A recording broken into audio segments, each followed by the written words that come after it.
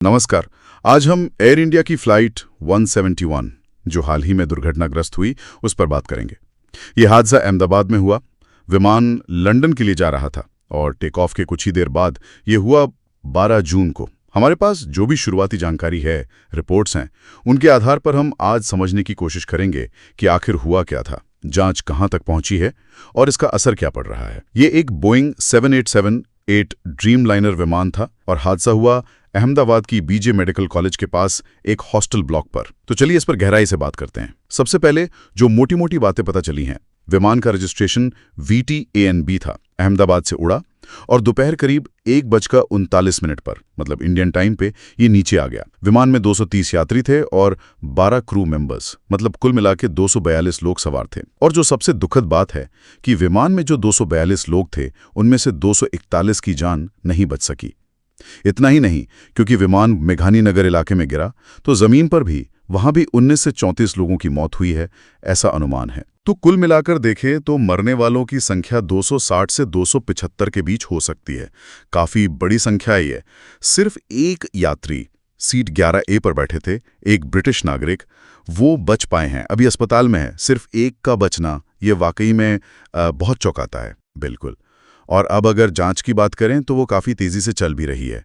भारत की जो aircraft accident investigation bureau है, AAIB, वो इसे लीड कर रही है और उनके साथ अमेरिका की NTSB यानी नेशनल ट्रांसपोर्टेशन सेफ्टी बोर्ड, वो भी शामिल हैं। अच्छा, NTSB भी है? जी हाँ, क्योंकि विमान बोइंग का था, अमेरिकी कंपनी है, तो ये एक तरह से स्टैंडर्ड प्रोसीजर है ऐसी अंतर्राष्ट्रीय जांचों में। और खुद बोइंग के एक्सपर्ट्स भी जांच टीम का हिस्सा हैं। ये सब मिलकर फ्लाइट डेटा रिकॉर्डर, जिसे हम आम भाषा में ब्लैक बॉक्स कहते हैं, उसका एनालिसिस कर रहे हैं। अच्छा, तो कई सारी एजेंसियां मिलके काम कर रही हैं, ये तो अच्छी बात है।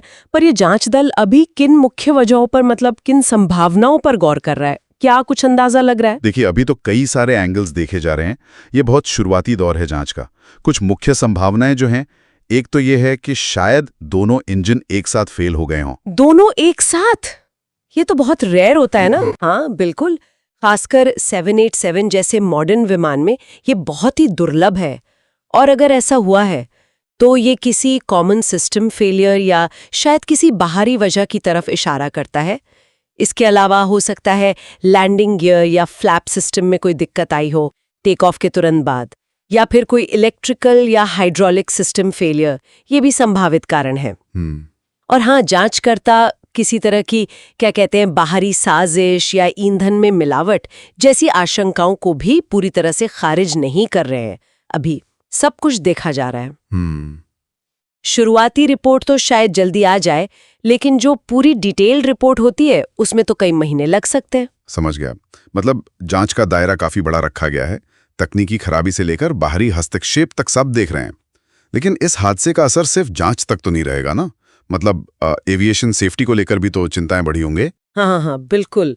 नागरिक उड्डयन सुरक्षा पर गंभीर सवाल तो उठे ही हैं। और इसी के चलते जो हमारे सांसद हैं, उन्होंने 9 जुलाई को एक नागरिक उड्डयन सुरक्षा समीक्षा बैठक भी बुलाई है। अच्छा, बैठक भी हो रही है? जी, इसमें airlines, airport operators, air traffic control सबके प्रतिनिधि होंगे, ताकि पूरी प्रक्रिया को एक तरह से फिर से परखा जा सके। इसके साथ ही DGCA, जो हमारी रेगुलेटरी बॉडी है, directorate general of civil aviation, हाँ DGCA, वो कलकत्ता, दिल्ली, मुंबई, हैदराबाद जैसे जो बड़े हवाई अड्डे हैं उनका ऑडिट कर रही है। पटना में भी शायद निरीक्षण की योजना है। और एयर इंडिया ने भी मतलब एहतियात के तौर पर अपने कुछ बोइंग 787 विमानों का ऑपरेशन रोक दिया था जब तक उनका इंस्पेक्शन पूरा नहीं हो जाता। रोका था? हाँ, हालांकि अब सुनने में आ रहा है कि ज्यादातर जो जरूरी जांचें थीं वो पूरी हो चुकी हैं और विमान वापस सेवा में आ रहे हैं धीरे धीरे। अच्छा, तो ये सारी चीजें जो हो रही हैं, सुरक्षा समीक्षा, ऑडिट्स, विमानों की ग्राउंडिंग, ये दिखाती हैं कि मामले को वाकई बहुत गंभीरता से लिया जा रहा है। और ये हादसा सिर्फ भारत के लिए ही नहीं, बल्कि अंतर्राष्ट्रीय स्तर पर भी और खासकर बोइंग के लिए काफी मायने रखता है। सही कहा आपने। इस घटना ने एयरलाइन की अपनी प्रक्रियाओं पर और बोइंग के विमानों, खासकर ड्रीमलाइनर की सेफ्टी पर फिर से सबका ध्यान खींचा है। और जाहिर है कानूनी तौर पर और बाजार के लिहाज से भी इस पर सबकी नजरें बनी रहेंगी आगे। तो अगर हम संक्षेप में देखें तो ये एक बहुत ही भयानक, दुखद घटना है जिसमें बहुत लोगों की जानें गई हैं। जांच अभी चल ही रही है और कई पहलू देखे जा रहे हैं। इंजन फेलियर की बात है, सिस्टम की खराबी हो सकती है, कोई बाहरी कारण भी हो सकता है। और फौरी तौर पर सुरक्षा के कदम भी उठाए गए हैं, जैसे विमानों की जांच और एयरपोर्ट्स के ऑडिट्स वगैरह। जी, और ये हमें सोचने पे मजबूर करता है कि जो आधुनिक विमानन तकनीक है, जैसे कि ड्रीमलाइनर में इस्तेमाल होती है, वो कितनी भी एडवांस्ड क्यों ना हो, उसका इंसानी पहलू से मतलब रख-रखाव, संचालन और जो नियम कानून है, उनकी निगरानी, इन सब के बीच कितना जटिल रिश्ता है। एक बात जो सोचने वाली है कि इस तरह की घटना आखिर हवाई यात्रा और उसकी सुरक्षा के लिए जो पूरा सिस्टम बना है, उसमें हमारे भरोसे को किस तरह से बदल सकती है या प्रभावित करती है।